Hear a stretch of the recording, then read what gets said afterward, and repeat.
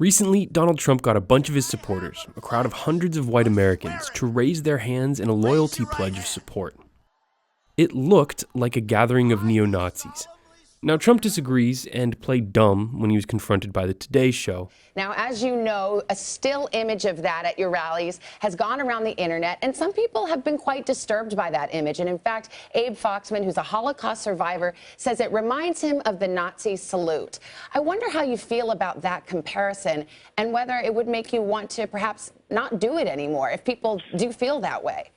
Well, I think it's ridiculous. I mean, we're having such a great time. Yesterday, I had 20,000 people in Mississippi. Almost everybody in the room raises their hand. We're having a good time. I never knew it was a problem. I think it's also in combination, Mr. Trump, with some of the rhetoric you've used on the campaign trail over the last several months, targeting groups like Muslims and Mexicans, that evokes images of Nazi Germany and the scapegoating of Jews there back in the 1930s and 40s.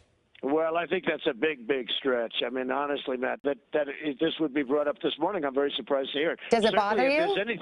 If it's offensive or if there's anything wrong with it, I wouldn't do it. But when I say raise your hand, everybody raises their hand. They're screaming to me to do it. We want to do it. And it's really, we're all having a lot of fun. I never thought anything. Let's just be clear, though. So because you now know that it is offensive to some people, will you say, OK, let's not do this in the future? Well, I'll certainly look into it. I mean, I'd like to find out that that's true, but I would certainly look in because I don't want to offend anybody. But I can tell you that it's been amazingly received, well received. But I will certainly look into that, Matt. All right. I think that's a fair answer. Mr. Trump, thanks so much for your time this morning. Okay. Thank you very much. Okay. What he did was still really insulting. He needs to apologize. A lot of those people knew exactly what they were doing at that rally. About 70 years ago, 11 million people were murdered by Adolf Hitler's Nazi Germany. There's a good amount of Holocaust survivors still alive today and living in America. Now, Trump can argue that it was just a little innocent pledge, that he didn't realize what he was doing, but that's no excuse. Plus, if that's true, it means Trump is completely ignorant of world history, which makes him a horrible choice to be president. The truth is that he did insult the victims of the Holocaust, and the millions of service members who not only fought to defeat Hitler and Mussolini then, but who have fought over all the years since to defend their countrymen from ever having to pledge loyalty to anyone.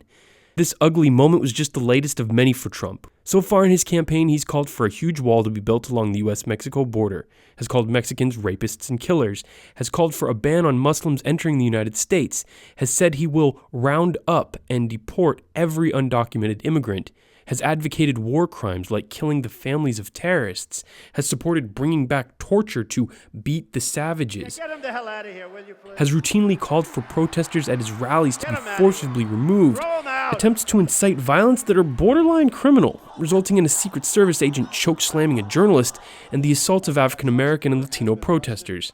Trump has even said he'd like to punch them in the face. Like to punch him in the face, I'll tell you. And to top it all off, he's done nothing to reject the endorsement of the former Grand Master of the Ku Klux Klan other than saying, "I disavow." But now, with this loyalty pledge, Trump's tapping into something even darker. There's a reason why you only see people in authoritarian countries raising their arms in shows of worshiping support for their leaders. It's because those leaders are dictators who demand the unwavering loyalty of the people they control. It's absolutely clear now that's what Trump wants to be, our dictator. Now, Trump's little pledge should completely disqualify him from the presidency, but it's time for the rest of us to make a pledge of our own, the No Trump Pledge, that we will do what is necessary to defeat Trump. And if, by some crazy circumstance, Trump is elected president, we gotta occupy streets from coast to coast and the Capitol itself in protest until he resigns or is forced from office. No Trump. If you agree, leave a comment or share this video to take the No Trump Pledge with me. Thanks for listening to my rant. I'm Bryce Plank for TDC. I'll talk to you in the next video.